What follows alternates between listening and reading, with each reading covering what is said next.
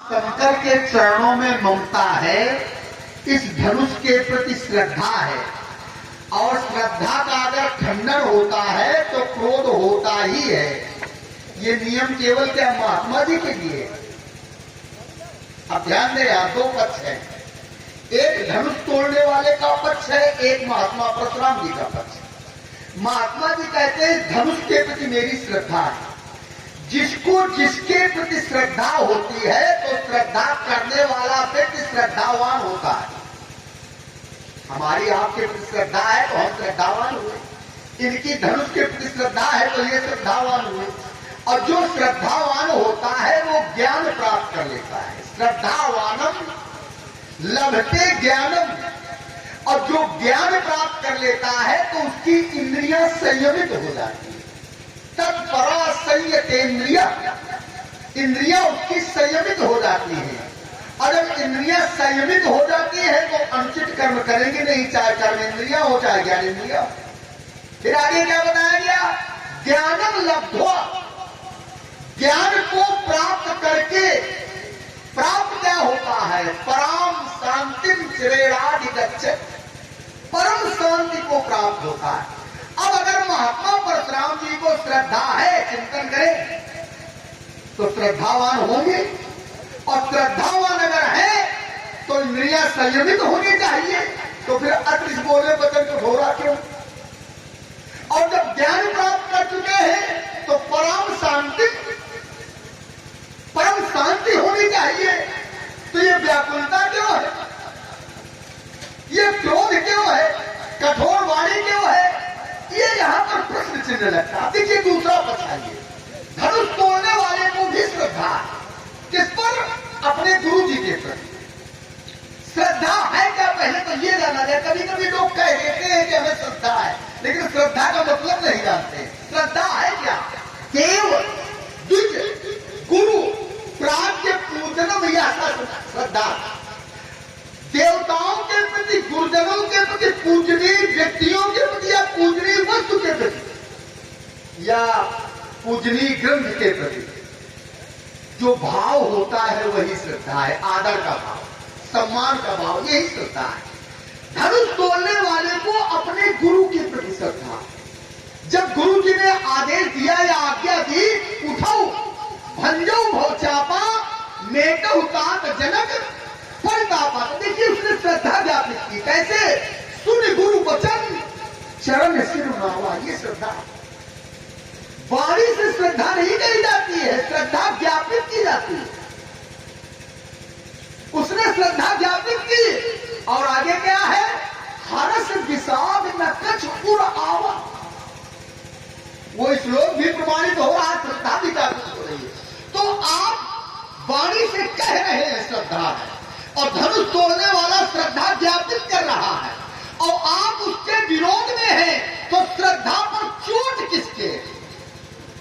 धनुष तोड़ने वाले की श्रद्धा पर चोट महात्मा परशुराम जी कर रहे हैं, तो अनुचित कार्य आप कर रहे हैं। आपको ऐसा नहीं करना चाहिए। पहला बिंदु। दूसरा बिंदु, महात्मा परशुराम जी कहते हैं ममता भगवान शंकर के चरणों पर। भगवान शंकर के चरणों पर अगर ममता होती, ध्यान देना, तो यहां ना आते। क्यों? क्योंकि श्रीमद् भागवत महापुराण के बड़े बड़े मूर्धन्य यहां पर उपस्थित हैं, और वहां पर एक ज्ञानी ने एक अपने पिता को उपदेश दिया। क्या कहा? देहे सीमांत रुधिरे अभिमतिम त्यजतुम जाया सुता सदा ममताम विमुंच पश्यानिसम जगदिदम क्षण भंग निष्ठम वैराग्य राग रसको भव भक्त निष्ठा। देह अस्थि मांस रुधिर से बना हुआ ये शरीर, जिसे हम आप अपना न माने, पत्नी पुत्र आदि जितने भी बंधु बांधव हैं उनके प्रति ममता न करें। ममता में विमुंचिए, ममता छोड़ दो। फिर आगे क्या बताया? पश्यानिसम जगदिदम क्षण भंग निष्ठम। वैराग्य में जितना जो कुछ भी संसार में जितना जो कुछ भी दिखाई दे रहा है सब क्षणभंगुर है, नाशवान है। तो नाशवान के पीछे क्यों पड़े? इसके ममता क्यों कर रहे? ये क्षणिक है। करना है अगर ममता करनी भी है तो वैराग्य के राग के रसिक बनो, तो फिर भाव भक्ति निष्ठा, भक्ति में निष्ठा हो जाए, वो भक्ति का स्वरूप हो जाएगा। बस वही मैं चाहता हूं, भगवान शंकर के आप चरण धो धो दिए हैं, कोई कहते नहीं भाई, आप अपने आराध्य के चरणों में प्रेम करें, मैं अपने आराध्य के चरणों में करता हूं। बारिश देवी हित जानी लक्ष्मण नाम चरण लक्ष्मणी, तो किसी की भक्ति पर विरोध नहीं करना चाहिए, हमें कोई विरोध नहीं है। लेकिन आप धनुष के टूटने पर यहां पर आए हैं, तो कहीं न कहीं भक्ति पर भी प्रश्न चिन्ह लग रहा है। और आगे आइए, महात्मा परशुराम जी कहते हैं, लक्ष्मण तुमने कहा कि सामर्थवान को दोष नहीं होता है, और एक उदाहरण भी आपने दिया कि भगवान शंकर का भक्त माली और सुमाली, वैसे श्रीमद् भागवत महापुराण में जहां बताया गया है, वहां बताया गया है विद्युत माली के द्वारा जब सूर्य का युद्ध हुआ, भागवत के वक्ता बैठे हैं इसलिए मैं बोल रहा हूं, विद्युत माली के द्वारा जब सूर्य का युद्ध हुआ तो सूर्य से विद्युत माली परास्त हो गया, और जब परास्त हो गया तो विद्युत माली भगवान शंकर का भक्त था। भगवान शंकर की प्रार्थना की, भगवान शंकर ने पूछा समस्या, उन्होंने कहा कि सूर्य ने मुझे परास्त कर दिया है, तो भक्त की रक्षा के लिए सूर्य के प्रति उन्होंने त्रिशूल छोड़ा, और त्रिशूल जब छोड़ा तो सूर्य देव दौड़े और दौड़ करके काशी में गिरे, जहां पर गिरे इसलिए उनका नाम पड़ गया लोलार। तो वहां पर ऐसा क्यों किया? क्योंकि एक भक्त ने भगवान शंकर का स्मरण किया, तो भक्त की रक्षा के लिए भगवान शंकर ने सूर्यदेव पर त्रिशूल चलाया। सिद्धांत है, जो अपराध भगत कर करही, तो ईश रोष पावक सो जरही।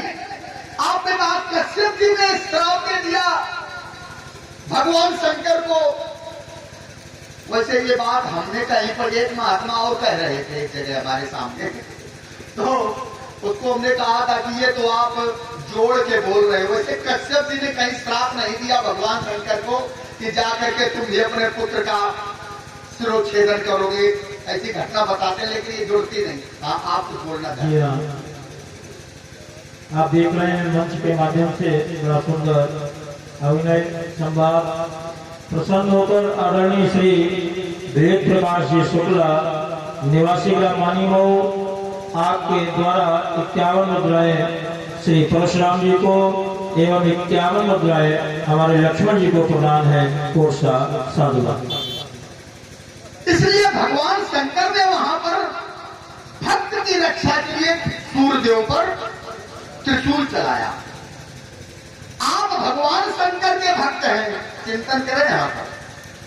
भगवान शंकर के जब आप भक्त हैं, भगवान शंकर का धनुष टूटा, तो पहले विरोध भगवान शंकर करते नहीं भी किया, आप कर रहे हैं भगवान शंकर के धनुष से टूट जाने पर, तो भगवान शंकर कहीं न कहीं तो आपके सहायक बने, किसी भी रूप में बने, लेकिन नहीं बनेंगे। हम जानते हैं, हमें मेरा विश्वास है भगवान शंकर आपके किसी भी रूप में आज सहायक नहीं बनेंगे, क्योंकि आज जो आपके द्वारा कृत्य किया जा रहा है, ये न तो समाज की दृष्टि में उचित है, न भगवान की दृष्टि में उचित है।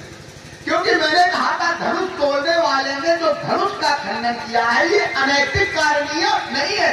तो एक उदाहरण दिया, कहने लगे अगर कोई पुत्र के सामने कोई विरोधी आ जाए तो विरोधी को मार दे, और पिता आ जाए, बहुत अच्छी बात सोच के कहीं समाज में सुनने को मुझे बहुत अच्छा लगता है कि पिता अगर आ जाए तो क्या पुत्र पिता को भी मार दे। एक बार ऐसा भी हुआ, पिता भी आए, गुरु भी आए, बंधु बांधव भी आए, और वो ठहर गया कि मैं वार नहीं करूंगा। भगवान ने कहा ये क्या कर रहे हो? भगवान ने उस भक्त को उपदेश दिया, कहा कि तुम थोड़ी ना कुछ कर रहे हो, तुम तो मात्र निमित्त हो, निमित्त मात्र हो शब्द साचिन, ऐ शब्द साची, तुम तो निमित्त हो, तुम केवल अपने कर्तव्य का पालन करो। तुम ये न सोचो कि मैं इनको मारूंगा तो मुझे पीड़ा होगी, मुझे दुख होगा, सुखे दुखे समय कृत्वा लाभा लाभौ जया जयौ। तुम्हें करना क्या है? ततो युद्धाय युज्यस्व, तुम्हें अपने कर्तव्य के पालन करने के लिए अपने कर्म को करना। तो परिणाम क्या होगा?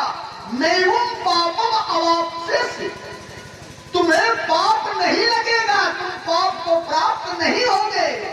इसलिए एक ही सिद्धांत हर जगह नहीं रखता। जहां धर्म की रक्षा करनी हो तो धर्म के विरोध में अगर पिता भी आ जाए तो क्या पिता का विरोध नहीं किया गया? और प्रहलाद ने भी किया। चलो अन्य उदाहरण न दूंगा। इसलिए मैं चाहता हूं धनुष तोड़ने वाले ने कोई अनुचित कार्य नहीं किया है, आपको भी विरोध नहीं करना चाहिए। समाज जय जयकार कर रही है, त्रैलोक्य जय जयकार कर रहा है, आप भी अगर जय जयकार कर दें तो हम आप एक ही मार्ग के पथिक हो जाएंगे। और हमारा आपका वैचारिक मतभेद है, कोई